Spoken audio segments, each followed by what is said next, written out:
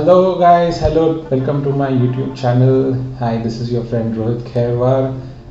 It will be awkward at first, but yeah, this is my first video and welcome to my channel once again. I am making this channel to share about my life, about my experiences. As you might must have read from my title, the title of my channel, I am an officer. I have given 10 years of my life to shipping profession, or most of us know as you guys may know as merchant navy. If you don't know, it is a profession at ocean and where ships sail and we transport cargo from one port to another. And this is a story of how I became a coding or a software developer. I'm still a beginner, I'm still learning, but I've come some way along this.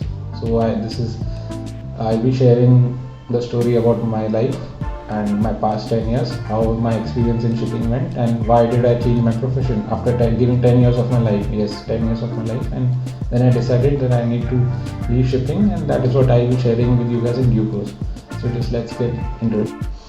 So let's start by talking about how did I get into the shipping profession first.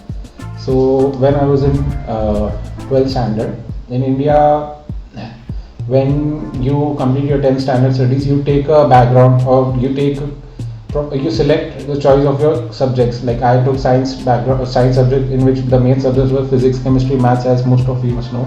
And in India, once you complete your 12th, for a student from science background, taking entrance exams was a very important thing. If you do well in those, you get good colleges, and then you go to study and you shape your future, you guide your future. But I didn't do well in those exams. This was around 2010, and I did not study well. I did not prepare well, and as a result, I could not do well in those exams. So I decided that okay, I'll take 1 year drop, and then I'll give those exams once again next year. So 6 months into this, after I took drop, I came to know about this profession, shipping profession. My parents had some friends who told them, and they told me, and I got an idea about this, that you go on ships, you start as a cadet, and then you become an officer, and it's well paid. You get to go around the world and you travel countries. And for a guy who has never been to any other country other than his own country, that is my country, India. I never been out of India, and I was just 17-18 years old, and I have always been at home. So it was a very exciting thing for me that I get to go around the world. Like, come on, who will not get excited? What I did not know was the times which I was about to face.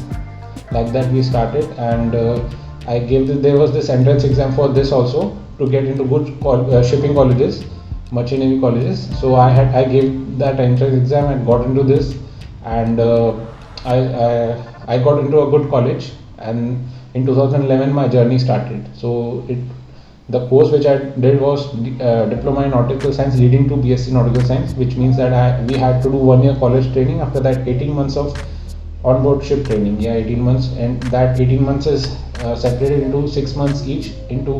You have to do 3 different types of ships as a trainee, but I ended up doing 2 ships in 9 months each. So because the company would not sign me off, they actually told me to do 12 months extra go, 1 year on ship.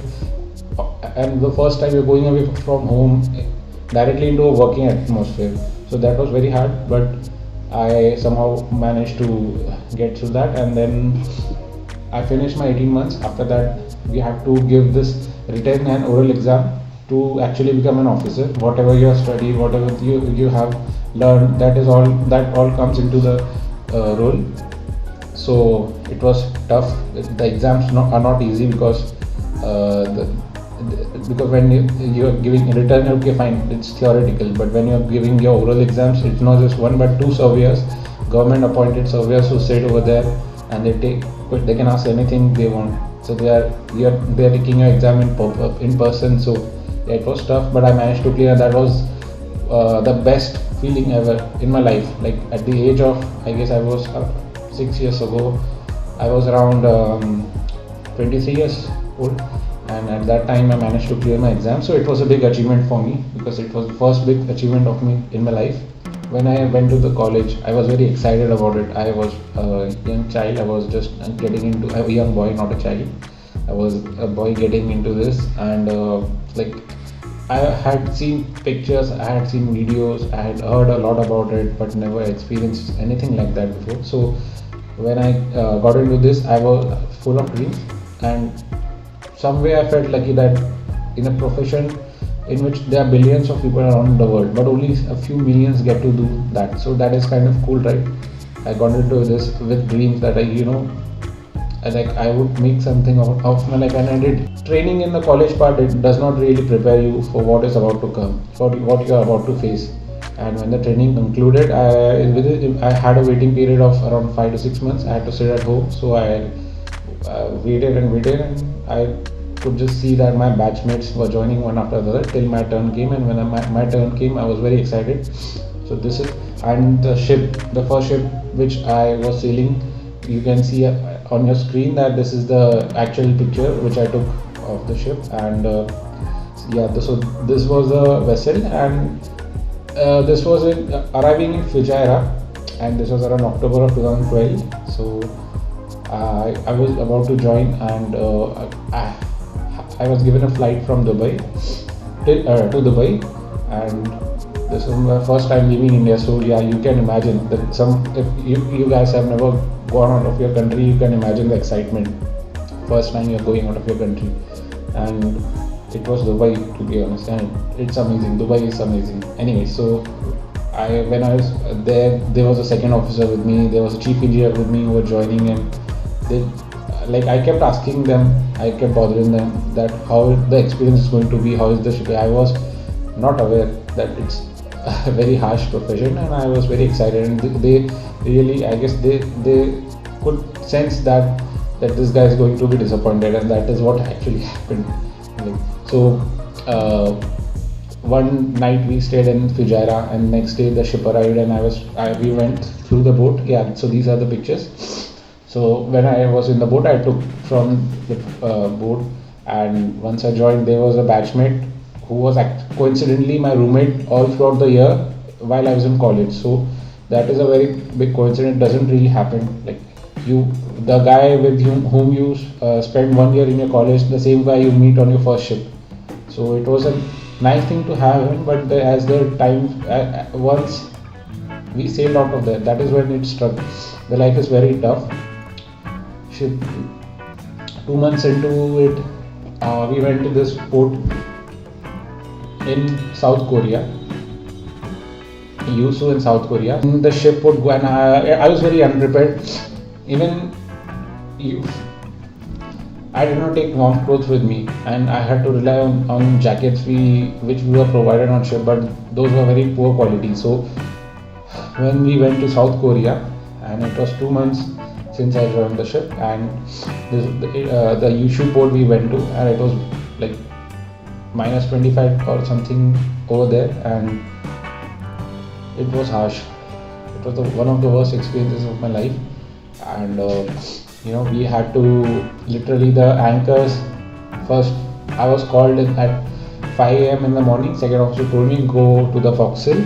Forecastle is the forward part of the ship, and you have to go over there and assist the officer in dropping the anchor. So I went. What I did not realize was that because the ship, while we were traversing through the South China Sea, which is rough throughout the year, for most of the part it is very rough, and the whole water had been spraying on deck, and because of this minus temperature, extremely cold temperature, the water had frozen, the anchors were frozen. So we had to take the big hammer, we had to break it, and it was a nightmare. Even after that, for a few hours, the pilot came and the ship was called in, so there was no time to rest. So ship was called in, and we started to work, and everything, my duty was ongoing and everything. So that was my first real nightmare. So after the college was over, the first time I joined the ship, and what I faced was very harsh. Extreme temperatures from minus 25 degrees, and you have to work 18 to 40 hours. You cannot complain as a cadet because you have no rights. Basically, as a cadet, you are working, you're going there, and you have to just complete your training period. And 9 months, I faced extreme temperatures from minus 25 degrees to 45 degrees in Dubai in the month of June. And when earlier in the month of December, where my ship had gone to Yushu, South Korea, or Ulsan, like 2 to 3 times we went over there, and each time the temperatures were around minus 15 degrees, minus 10 degrees, minus 19 degrees, and we had to spend the most of the time as cadets. You are on deck, you cannot come inside. The rules were very harsh, and yeah, so those 9 months were hellish. In hot temperatures, you would seek refuge in shadows or anything, but when you have to go when the chief officer orders us to go to some place and we have to do the work, so we have to do the work. Even in the cold temperatures, you cannot come inside because you have to be there doing the work. So yeah, it was very harsh. 9 months of my life. After that, the second ship which I got was a little better. It was a container ship, but as well, because I had seen the first ship, now I knew what was to expect. So that was, those 9 months were easy for me, and I completed my training. And the exam part, I managed to clear my exams in first attempt. So that was a good experience. But when I first became an officer, I was very excited because now this is the first time like real shipping I'll be experiencing. So I was very excited, and because I finally became something. And but when I started to sail, and then I was like, this is what I'm going to be doing for the rest of my life. This is it. Only thing which will change is that I'll become chief officer. My responsibilities will change because I had become. First, I joined as a third officer, and then I got promoted within 6 months to second officer.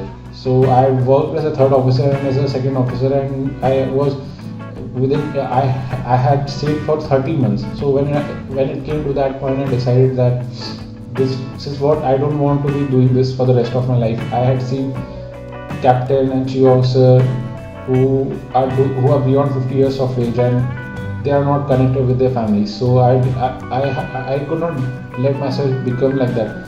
I came into this profession, I got good experience, I did hard work, I became an officer, I got promoted, and I could have gone on to become the captain. But I feel that it would have been a waste of my life, because this is the only life you get. You only get to live once, and I do not want to be spending my life on ship in the middle of nowhere where you don't really have a social life. If I would come back in last 10 years, whatever friends I have lost contact with most of them. So that was something that I had in mind, that I don't want to lose contact once I get married and you have wife and your children. I don't want my children to be without me for months apart. And that is something I could not imagine myself doing. So moving on. So I decided there is no life here, and the world moves ahead of you. What scared me the most was seeing the aged captain and chief engineers who were over 60 years old, and they're still sailing. Like, I could imagine they had made all the money they needed in their life. They did not need anything more. They had grandchildren who were in school. Their children were settled, married and settled and everything. They had no financial liability anymore. They could just retire and enjoy, but they did not do that. And the more ships I did, the more I realized that this is just not a liability. They actually like being on ship, and the reason is the power which comes with commanding people on the ship who work under them. The power which they do not have when they are not on ship. They do not have that power, and they get addicted over the years. If you keep doing that, you get addicted to that, and you don't have any social life. You don't have friends. So what do you do when you go home? You are just sitting. You are just watching television. I realized that there is a pattern to this. If I was to become like them, what is the point of living now?